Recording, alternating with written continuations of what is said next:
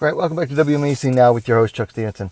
So this is a topic I've been wanting to talk about for a while now, and I debated on whether or not to do it on a live stream or to just, record it and get it done with, and I decided on the latter. I wanted to talk about contracts in MMA, and more particularly, exclusive contracts. Some promoters will sign fighters to exclusive contracts, particularly like the larger promoters like to sign fighters to exclusivity deals, particularly like UFC, Bellator. I would say UFC is the biggest one. Like, you sign with the UFC, you are exclusively with the UFC. Most other promotions will sign you to exclusive deals, but then they might let you fight elsewhere. But it's also entirely usually up to them. Some promoters are, but then some of those other promoters, they'll sign you to exclusivity deals, and yeah, you are absolutely exclusive to them. It just depends on the fighter sometimes. I would say the UFC is the only one though that when they give you a contract, you are exclusive to them and them only. It doesn't matter who the fighter is. You're signed to the UFC, you're fighting for the UFC only. And I wanted to go in and talk about this and talk about, there are both pros and cons to being in an exclusive deal with a promoter. It can work out for you sometimes, and sometimes it won't work out for a fighter. And there are things to think about, for fighters to think about, and for their managers to think about and talk about with each other before entering into exclusive contracts. And I worked out some pros and some cons for, entering into these deals. And I also talked about or wrote out a list of things to, try to argue for or to fight for in contract negotiations. And so I wanted to go over each of these and talk about them. So let's start with pros. What are some pros for signing an exclusive contract with a promoter? Well, one of the big things is that you don't have to shop yourself around to find fights. Okay, if you're not signed to an exclusive deal, it can be hard to find fights sometimes. You've got to shop yourself around, or if you have a manager, it's your manager's job to shop yourself around. And that can be a lot of work because you've got to contact different promoters, you've got to see if they have someone available to you, and you've got to basically spend time selling yourself or selling your fighter to those promoters. If you are exclusive, then you already know where your next fight is going to be. You're already signed to a promotion.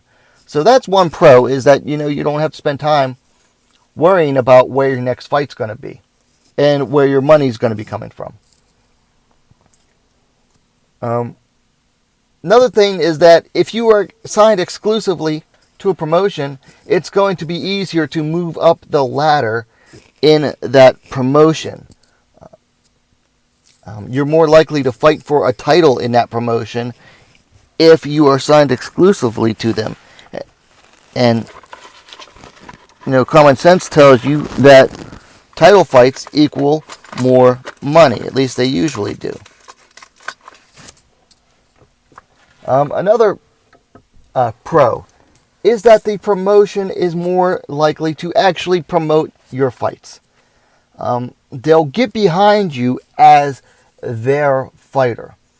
So, if you're fighting for a promotion and you're not exclusive to them, but let's say you're fighting someone who is. Well, guess what? All the promotion for that fight is going to be behind the fighter who is exclusive to them. And that fighter is going to get overall better treatment from the promoter. They're going to be the one getting, the promo videos. They're going to be the ones that they're going to be splattering all over their social media. they're going to promote their exclusive fighter over you who is not exclusive to them. So if you are the fighter that is exclusive, they're going to put their promotional energy behind you. Also, it makes a fighter easier to sell to sponsors if you are exclusive to a promotion, okay? Because it's easier to put in a fighter's, sponsorship packet that, hey, I fight on this promotion. It is available on this platform. Every event gets watched by X amount of people. Like if you can get those metrics and say to your sponsors, listen, here's how many people are likely to watch my next fight based on the promotion's viewership numbers available from such and such platform. Whereas if you're not exclusive to a promoter, you don't know, you might be fighting anywhere on anything, and then it makes it that much harder to sell yourself to a promoter for your next fight, because a lot of promoters, they want to see their logo on screen. It's not enough that some companies, I should say, they'll say, yeah, selling me on your social media is nice, but what is the biggest reach that my logo is going to get? Well, that's going to be if you can get on screen. And then they want to know, well, okay, you're on screen, but what is it on? Is it on some obscure app? Is it on YouTube? Is it on, a bigger streaming platform? Is it on like Paramount Plus? Is it on ESPN Plus? Or is it going to be actually on TV? How many people are likely to view this? Because this is how like bigger companies are, and have bean counters that are trying to figure this out, like X amount of views per X amount of dollars given to the fighter, like that kind of stuff. So when you're exclusive to a promotion, it makes it a lot easier to gather those metrics and sell that to potential sponsors. Also, finally, some promoters are willing to let you fight elsewhere if necessary. Like, for example, if I'm signed to this promotion, but that promotion doesn't have any fights available to me in the next 3 months, but another promotion has a fight available for me next month, and I've already gone 6 months without a fight. The promoter doesn't have a fight for me for at least 3 months. Another promotion has a fight for me next month. Rather than sitting out, 6 to 9 months, I can take a fight with them. Some promoters will let you go out and get a fight elsewhere in order to stay busy, stay active. So some promoters will let fighters go fight elsewhere if necessary. All right, so let's talk about some cons. Well, the biggest thing, most of these are going to come back to this first big point. If you are exclusive to a promoter, you are stuck with them for the duration of that contract. That contract could be 6 months. That contract could be a year. It could be a multi-year contract. It could be multi-year, multi-fight contract, and it depends. And then that gets deeper and deeper into stuff. But if you are exclusive to them, you are signed to them, you are with them, usually for the duration of that contract. Now, another con is that this could limit your earning potential, particularly if there are no earning increases in the contract. So like, let's say you agree to fight, you sign to this promotion, and they make you sign a deal, and you're making X amount per fight. Well, that's what you're going to be making for that deal, especially if they don't add incremental increases. Like, let's say you sign a 5-fight contract, but if they don't put in there that you earn X amount more per fight, or you don't get an increase after every so many fights, well, guess what? You're stuck making that set amount again for the duration of that contract. So if all they offer you is like a flat fee per fight or X amount to show, X amount to win, and it doesn't increase at all over the course of that contract, your earning potential is limited. Another thing, and we've seen this happen plenty of times in MMA. If the fighter-promoter relationship sours, you are at their mercy, okay? They could let you go because they might decide, well, it's not worth it to work with you. Or they could choose to be jerks, in which case they're going to turn you into their designated feeder. You are stuck fighting their new up-and-coming fighters. And you might be able to beat them, you might not. But because you're stuck with them, guess what? You're their designated feeder because the relationship, for whatever reason, has soured. They no longer care to really promote you. Instead, they're going to now use you to promote other fighters. Which means you're going to be the designated can to get crushed. Also, I mentioned this on the pros that some promoters will let you seek fights elsewhere if necessary. But if it's not in your contract that they have to let you do that, they don't have to allow you to fight elsewhere. Okay? Promoters aren't bound, unless it is in the contract that they have to, promoters are not bound to allow you to fight elsewhere. They don't have to, and some won't. Some say, look, they are more valuable to me fighting only for me. Even if I don't have a fight for them for the next 6 months, I don't want to let them fight elsewhere. I don't have to. I'm not going to. Because that promoter might say, well, look, if I let them fight elsewhere and they lose, then they come back. They're coming back with a loss on their record, and suddenly their value is less. So they don't have to let you fight elsewhere, and they won't. Also, some contracts, they have either a bad sunset clause or no sunset clause, or they have bad extensions.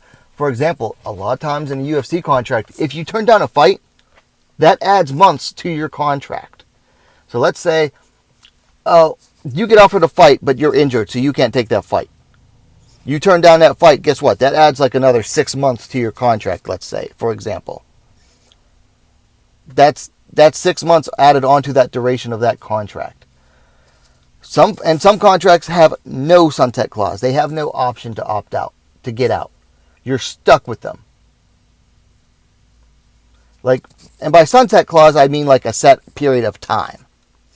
So like if your contract mentions no period of time, just X amount of fights, you're stuck with them until you can fulfill those fights.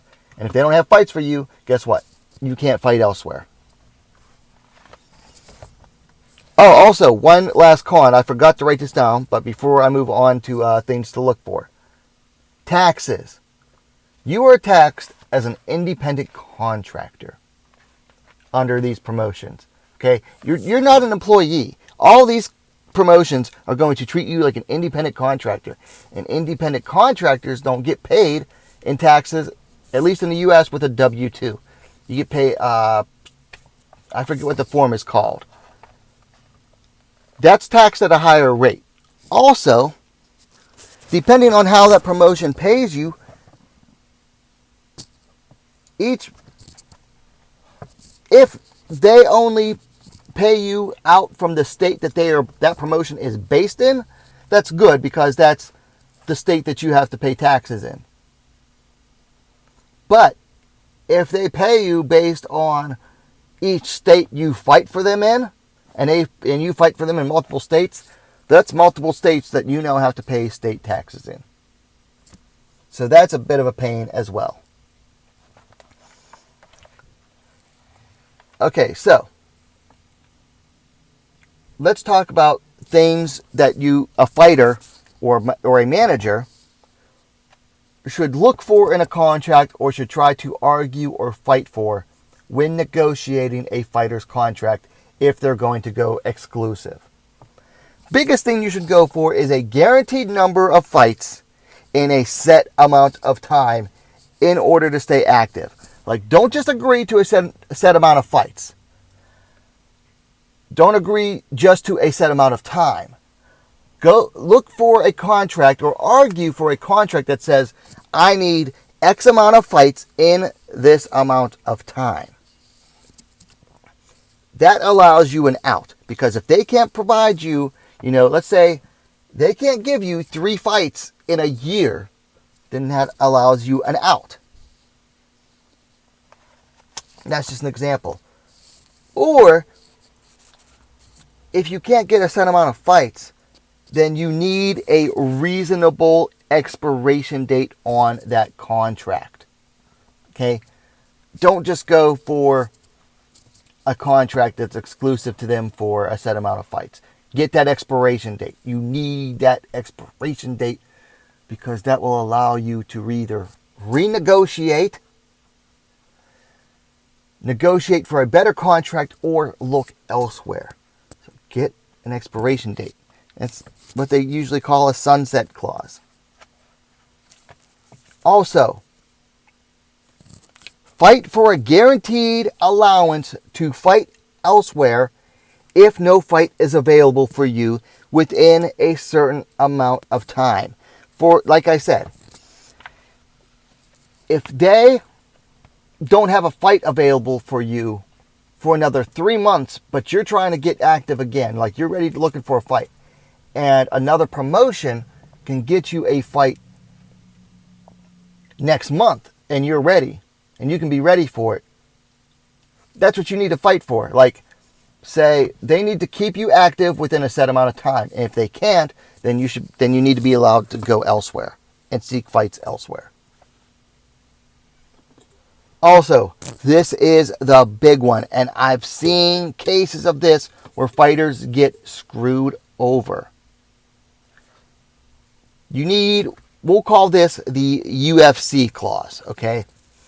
And this is when you can opt out of the contract, or the promoter has to let you out of a contract if a bigger promoter offers you a contract with more money or a potential to earn more money than your current contract allows. And this is hard to get sometimes, because some of these smaller regional promoters are greedy, because you might be well known in a certain region and they do well in that region, so they want you to keep you there. King of the Cage did this to a guy once. He got offered a UFC contract, but he was exclusive to King of the Cage. And they said, well, look, we have an event coming up in 6 months in your area, and we need to have you to help sell tickets. They would not let that fighter go to the UFC, even though the UFC offered him more money. That's how these exclusive contracts can really mess you up.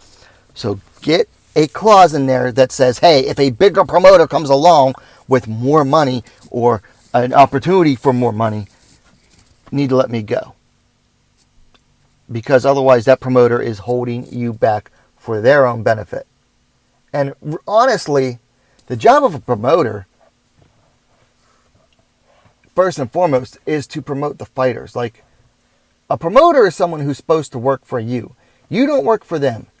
You're contracted with them. You're not their employee. That's a big thing. I hate when fighters refer to their promoter as boss. Anyone that calls Dana White boss is an idiot. He is not your boss. He is your promoter.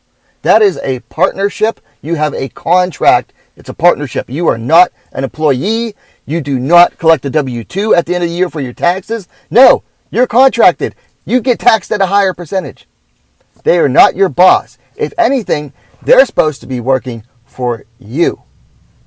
That's how it is in boxing. Unfortunately, in MMA, it's more along the lines of, honestly, MMA follows the pro wrestling model more. So make your promoter work for you, and if you get a chance at better money, you should be allowed to take it. So be careful look for that UFC clause, and if it's not in there, you or your manager need to fight for it. So here you have it. Those are my views on exclusive contracts. I gave you pros, I gave you cons, and I gave you things that you should be fighting for in your contract. I made this video as if I were speaking to fighters, but I also wanted to talk about